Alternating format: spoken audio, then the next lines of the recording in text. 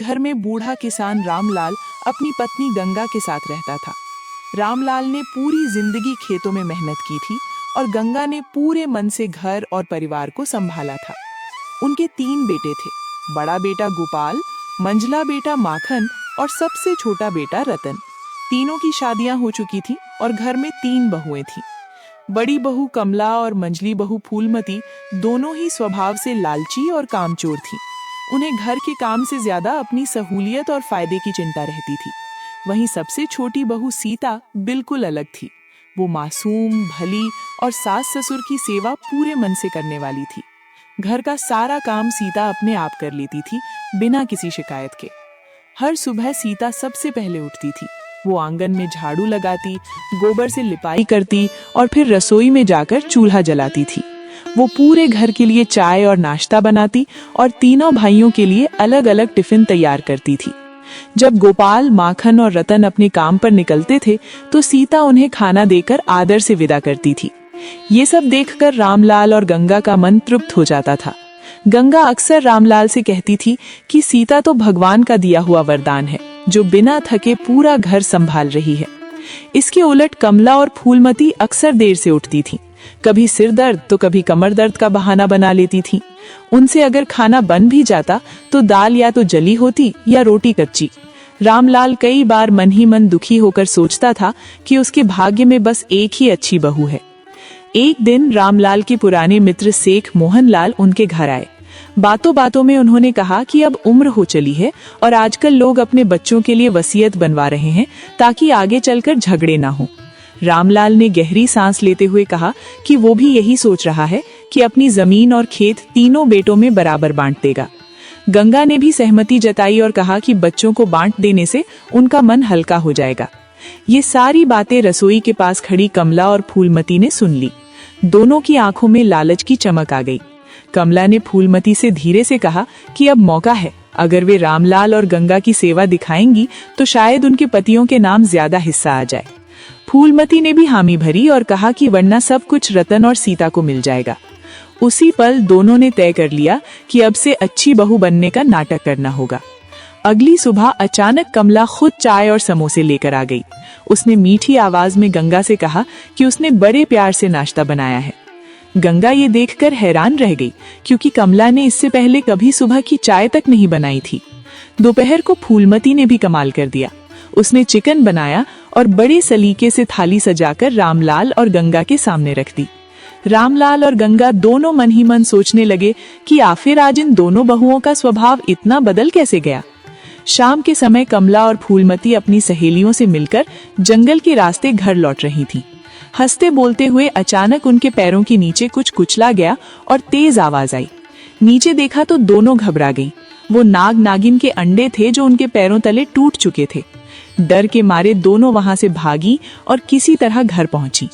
घर आकर कमला ने फूलमती से कहा कि इस बात को किसी को नहीं बताना है, खासकर अपने पतियों को नहीं। कुछ दिन बाद गांव की औरतें गंगा से मिलने आईं। बातों बातों में किसी ने हंसते हुए कह दिया कि 3 बहुएं होने के बावजूद अभी तक घर में किलकारी नहीं गूंजी। ये बात गंगा के दिल में चुभ गई। वो बहुत सोचने लगी और फिर उसने गांव के पंडित को घर बुलाया। पंडित ने उपाय बताते हुए 5 आम प्रसाद के रूप में दिए और कहा कि तीनों बहुएं इन्हें एक साथ बैठकर मिल बांटकर खाएंगी तो संतान सुख मिलेगा। लेकिन लालच ने फिर जीत हासिल कर ली। कमला और फूलमती ने मौका देखकर सारे आम खुद ही खा लिए और सीता के लिए कुछ भी नहीं छोड़ा। जब सीता वहां पहुंची तो प्लेट में सिर्फ गुठलियां बची थीं। उसकी आंखों से आंसू बह निकले, लेकिन उसने कुछ नहीं कहा और वहीं गुठलियां उठाकर चुपचाप खा ली। उसे नहीं पता था कि उसी गुठली में भगवान का सबसे बड़ा आशीर्वाद छिपा हुआ है। समय धीरे धीरे बीतने लगा और रामलाल का घर बाहर से तो वैसा ही दिखता था, लेकिन अंदर कई भावनाएं उबल रही थीं। कमला और फूलमती ऊपर से अब भी सेवा का नाटक करती थी, लेकिन उनके मन में लालच और जलन लगातार बढ़ती जा रही थी। वहीं सीता रोज की तरह चुपचाप घर का काम करती रही, बिना ये जाने कि उसकी किस्मत उसके लिए क्या लिख चुकी है। कुछ ही महीनों बाद एक दिन ऐसा आया जिसने पूरे घर की हवा बदल दी। सीता को अक्सर चक्कर आने लगे और थकान रहने लगी। जब गंगा ने ये सब देखा तो उसे डॉक्टर के पास ले गई। जांच के बाद डॉक्टर ने बताया कि सीता गर्भवती है और ये सुनकर गंगा की आंखों में खुशी के आंसू आ गए। जब डॉक्टर ने ये भी कहा कि सीता जुड़वा बच्चों की मां बनने वाली है, तो ये खबर पूरे घर में आग की तरह फैल गई। रामलाल ने भगवान को धन्यवाद दिया और कहा कि अब सच में उनके घर का आंगन भरने वाला है। पूरा घर खुशी से झूम उठा। गोपाल, माखन और रतन तीनों खुश थे, लेकिन इस खुशी के बीच दो चेहरे ऐसे भी थे जिन पर मुस्कान नकली थी। कमला और फूलमती अंदर ही अंदर जल रही थीं। उन्होंने कभी सपने में भी नहीं सोचा था कि जिसे उन्होंने आम का एक टुकड़ा भी नहीं दिया, वही बहू जुड़वा बच्चों की मां बनने वाली है। उन्हें बार बार यही ख्याल सताने लगा कि अब घर का सारा प्यार, इज्जत और शायद जायदाद भी सीता और उसके बच्चों को मिल जाएगी। गंगा ने साफ शब्दों में कह दिया कि अब से सीता कोई भारी काम नहीं करेगी। घर के सारे काम कमला और फूलमती को मिलकर करने होंगे। ये सुनते ही दोनों के दिल में आग लग गई, लेकिन वे बाहर से कुछ नहीं बोली। वे समझ गईं कि अभी विरोध करने का समय नहीं है। अभी तो उन्हें सीता की सेवा करके भरोसा जीतना होगा। दिन बीतते गए और सीता का पेट धीरे धीरे बढ़ने लगा। गंगा उसका बहुत ध्यान रखने लगी। वो उसके लिए केसर, बादाम और काजू वाला दूध बनाकर लाती और प्यार से उसे पिलाती। सीता बार बार मना करती, लेकिन गंगा उसे अपनी बेटी की तरह समझाती कि अब उसे अपना और बच्चों का ख्याल रखना है। ये सब देखकर कमला और फूलमती का दिल और भी ज्यादा जलने लगता। उन्हें लगता था कि अब वे इस घर में सिर्फ नौकरानियां बनकर रह गई हैं। एक दिन दोनों ने आपस में बात की और तय किया कि अब चुप बैठने से कुछ नहीं होगा।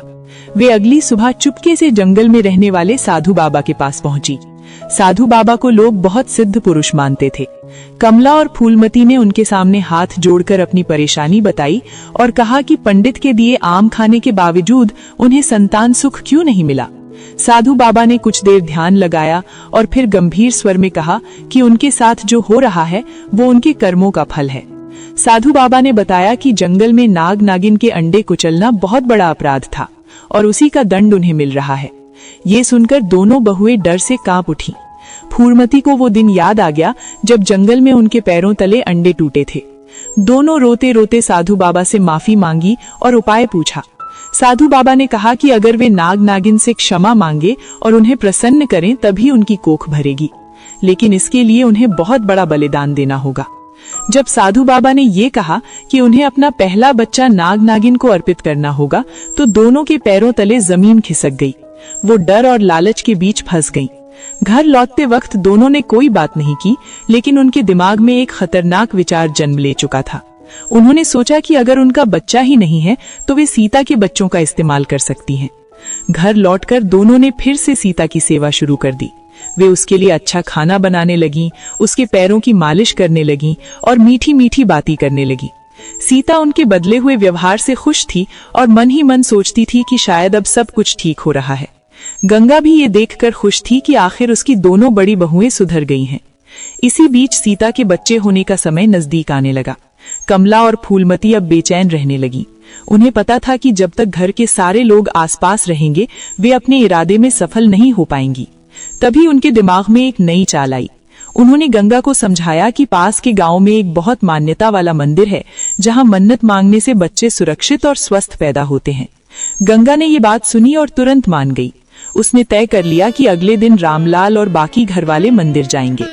कमला और फूलमती ने कहा कि वे घर पर रहकर सीता की देखभाल करेंगी क्योंकि उसकी हालत यात्रा के लिए ठीक नहीं है। गंगा को ये बात बहुत अच्छी लगी और उसने भगवान को धन्यवाद दिया कि उसकी दोनों बड़ी बहुएं इतनी समझदार हो गई हैं। अगले दिन सुबह घर के सभी लोग मंदिर जाने के लिए निकल गए। घर में सिर्फ सीता, कमला और फूलमती रह गईं। बाहर शांति थी और अंदर साजिश पल पल मजबूत हो रही थी। कमला और फूलमती एक दूसरे को देखकर समझ गईं कि अब वो घड़ी आ चुकी है जिसका वे इंतजार कर रही थीं। घर के बाहर सन्नाटा पसरा हुआ था और मंदिर की घंटियों की आवाज दूर कहीं गूंज रही थी।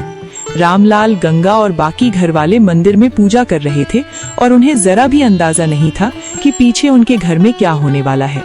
घर के अंदर सीता अपने कमरे में दर्द से कराह रही थी। प्रसव का समय आ चुका था और वो बार बार भगवान को याद कर रही थी। कमला और फूलमती बाहर से बेचैनी दिखा रही थी, लेकिन उनके मन में डर से ज्यादा लालच और पाप की योजना चल रही थी। कुछ ही देर में बच्चों के रोने की आवाज पूरे घर में गूंज उठी। सीता ने जुड़वा बच्चों को जन्म दिया था। उस पल वो दर्द और खुशी दोनों में डूबी हुई थी। उसकी आंखों से आंसू बह रहे थे और वो बार बार अपने बच्चों को देखने की कोशिश कर रही थी, लेकिन थकान और कमजोरी के कारण वो बेहोश हो गई। यही वो पल था जिसका इंतजार कमला और फूलमती कर रही थी। कमला और फूलमती ने जल्दी जल्दी बच्चों को उठाया और उन्हें कपड़े में लपेट लिया। उनके दिल जोर जोर से धड़क रहे थे, लेकिन उन्होंने अपने मन को पत्थर बना लिया था। थोड़ी देर बाद जब सीता को होश आया तो उसने सबसे पहले अपने बच्चों को ढूंढा। उसने कमजोर आवाज में पूछा कि उसके बच्चे कहाँ हैं। कमला और फूलमती ने झूठे आंसू दिखाते हुए कहा कि बच्चे पैदा होते ही चल बसे। ये सुनते ही सीता के पैरों तले जमीन खिसक गई। वो जोर जोर से रोने लगी और भगवान से सवाल करने लगी कि उसने उससे उसके बच्चे क्यों छीने। उसी समय मंदिर से पूजा करके घर वाले लौट रहे थे। गंगा जैसे ही आंगन में पहुंची, उसने सीता की रोने की आवाज सुनी। वो घबरा गई और भागकर कमरे में पहुंची। सीता की हालत देखकर उसका दिल कांप उठा। सीता रोते रोते कह रही थी कि उसने अपने बच्चों को देखा था, उनकी सांसें सुनी थी, फिर वे अचानक कहाँ चले गए। कमला और फूलमती ने वही झूठ दोहराया और कहा कि भगवान की यही मर्जी थी। घर में मातम छा गया और हर कोई सीता को दिलासा देने लगा। दिन बीतते गए, लेकिन सीता का दुख कम नहीं हुआ। वो दिन रात अपने बच्चों को याद करके रोती रहती थी। उसने खाना पीना लगभग छोड़ दिया था। रतन भी अंदर से टूट चुका था और दोनों पति पत्नी चुपचाप बैठकर आंसू बहाते रहते थे। पूरा घर शोक में डूबा हुआ था, लेकिन कमला और फूलमती के चेहरे पर पछतावे की जगह अजीब सा सुकून था। वे आपस में फुसफुसाकर कहती थीं कि अब उनका श्राप खत्म हो गया है और जल्द ही वे भी मां बन जाएंगी।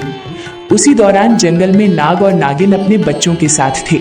नागिन के मन में अजीब बेचैनी थी। उसे बार बार सीता की टूटी हुई हालत याद आ रही थी, जिसे उसने दूर से देखा था। उसने महसूस किया कि जिन बच्चों को उसके पास लाया गया था, वे किसी मासूम माँ से छीने गए हैं। जब उसने कमला और फूलमती की बातें सुनी तो सारा सच उसके सामने आ गया। उसे समझ आ गया कि इन दोनों औरतों ने धोखा दिया है और अपने अपराध को छुपाने के लिए किसी निर्दोष की जिंदगी बर्बाद कर दी है। नाग और नागिन दोनों का दिल पसीज गया। उन्हें अपने मरे हुए अंडों का दर्द याद आ गया और उन्होंने फैसला किया कि वे अन्याय को और नहीं होने देंगे। उसी रात वे दोनों जुड़वा बच्चों को लेकर रामलाल के घर पहुंचे। आंगन में जैसे ही नाग और नागिन दिखाई दिए, घर के सभी लोग डर के मारे सन्न रह गए। कमला और फूलमती का रंग उड़ गया और उनके पैरों से जान निकल गई। उन्हें समझ आ गया कि अब उनका पाप छुप नहीं पाएगा। नाग ने गहरी और गंभीर आवाज में सारा सच बता दिया। उसने कहा कि इन बच्चों की असली मां सीता है और कमला तथा फूलमती ने अपने अपराध को छुपाने के लिए इन मासूम बच्चों को उन्हें सौंप दिया था।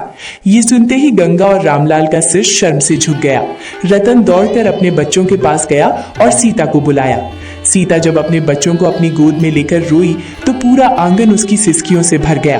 वो बार बार भगवान का धन्यवाद कर रही थी कि उसकी गोद फिर से भर गई। नाग और नागिन ने बच्चों को सीता को सौंप दिया और बिना किसी बदले के वापस लौट गए। उनका बदला नहीं, न्याय पूरा हुआ था।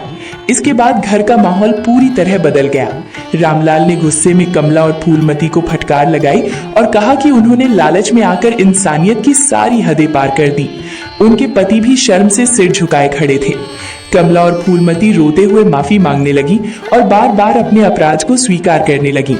रामलाल ने गुस्से में उन्हें घर से निकालने का फैसला किया, लेकिन तभी सीता आगे आई।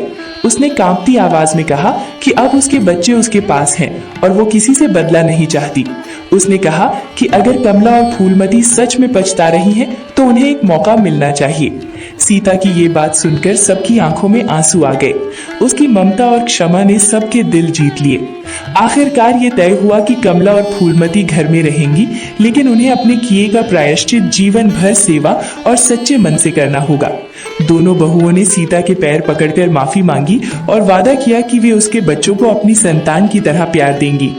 उस दिन के बाद उस घर में सच में बदलाव आ गया। जहाँ कभी लालच और साजिश थी, वहाँ अब पछतावा और सुधार था। समय के साथ घर में फिर से खुशियां लौट आईं। बच्चों की किलकारियों से आंगन गूंजने लगा। रामलाल और गंगा अपने पोते पोतियों के साथ फिर से जीने लगे। तीनों बहुएं अब मिलकर घर संभालने लगी और जिसने सबसे ज्यादा सहा था, वही सबसे बड़ा बनकर सबको माफ कर चुका था। इस तरह रामपुर के उस छोटे से घर ने सबको ये सिखा दिया कि लालच चाहे जितना बड़ा हो, अंत में जीत हमेशा सच्चाई और करुणा की ही होती है।